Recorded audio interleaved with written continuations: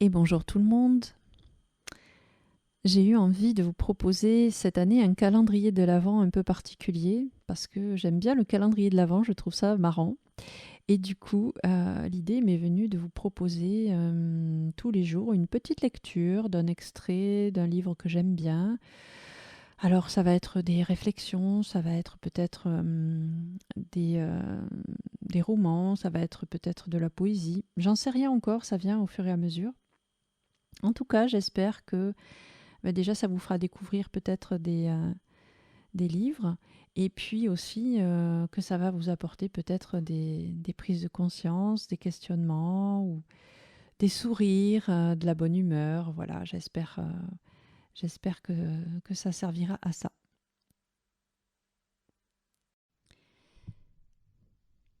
Alors aujourd'hui, comme très souvent je le fais, j'ai fait un tirage du tarot de la transformation d'Osho. Et ce matin, je suis tombée sur la carte numéro 18 qui s'appelle la méditation. Et j'ai trouvé ça assez amusant. Et ça m'a confortée dans l'idée que je me fais de plus en plus de la méditation. Alors j'aime bien donner des séances de méditation, j'aime bien recevoir des séances de méditation. Mais plus ça va, plus je m'aperçois qu'en fait la méditation, c'est vraiment être dans le moment présent et être complètement à ce qu'on fait. Donc c'est exactement ce que dit cette carte aujourd'hui. Et du coup, voilà, je trouve ça assez sympa comme message pour moi aujourd'hui et je le partage avec vous. Alors, dans les descriptions du tarot d'Osho, en fait, il y a une première explication, on va dire, de la méditation, explication selon Osho, et ensuite, il y a toujours une petite histoire pour étayer le concept. Carte numéro 18, la méditation. Sous-titre: de quel côté de votre parapluie avez-vous posé vos chaussures? Alors, donc je vous lis l'explication. Accomplissez les petites choses du quotidien dans un état de relaxation vigilante. Quand vous mangez, soyez totalement impliqué. Mâchez avec vigilance. Goûtez totalement. Appréciez tous les arômes. Touchez votre pain, sentez-en sa texture, humez son odeur, goûtez sa saveur. Mâchez-le. Laissez-le se dissoudre dans votre être, tout en restant totalement présent. Et vous êtes en méditation. C'est ainsi que la méditation n'est pas séparée de la vie. Car lorsque la méditation est séparée de la vie, quelque chose ne va pas. Elle devient négative. Alors, on se met à rêver d'entrer dans un monastère ou de se rendre dans une grotte de l'Himalaya. On veut s'échapper de la vie, parce que la vie est perçue comme une distraction allant à l'encontre de la méditation. La vie n'est pas une distraction, mais une opportunité de méditation.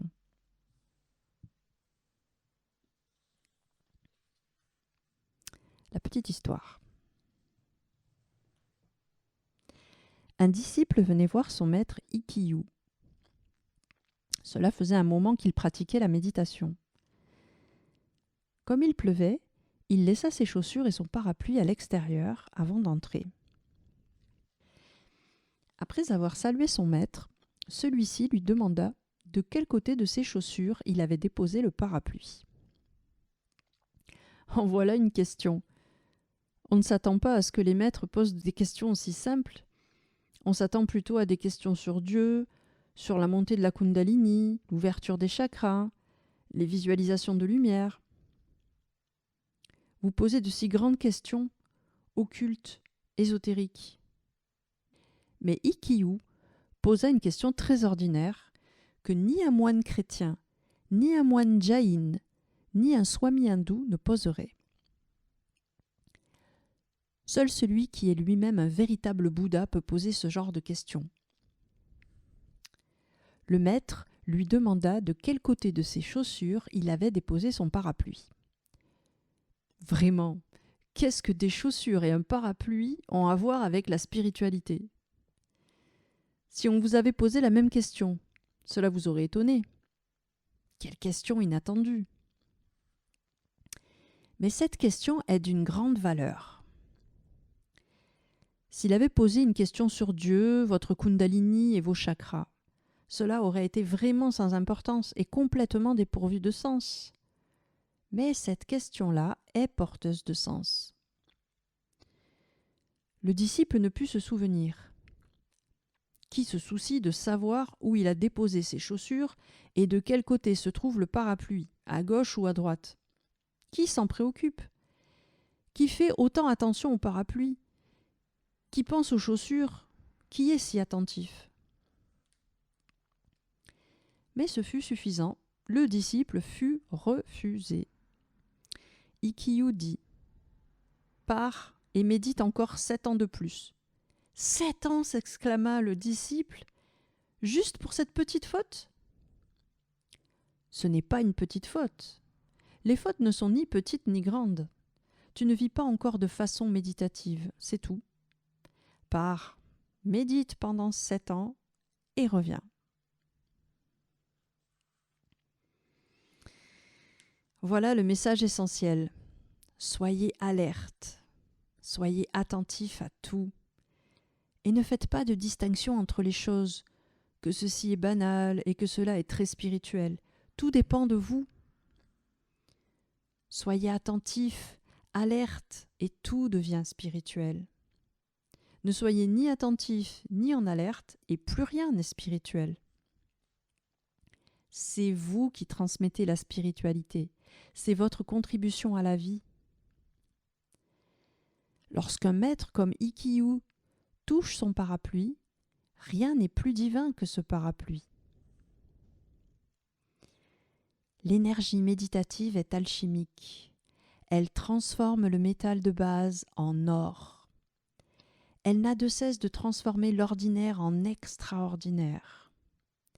Et à son paroxysme, tout est divin. Ce monde est le paradis, et ce corps même, le Bouddha.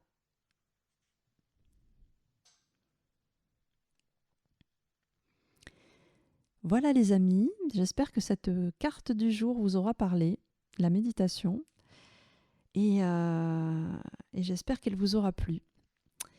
Et sur ce, eh bien, je vous laisse passer une très belle journée, et je vous donne rendez-vous demain pour l'avant-dernier calendrier de l'Avent. Et oui, on approche de la fin. Voilà, très très belle journée à tous, merci, à demain, bye bye.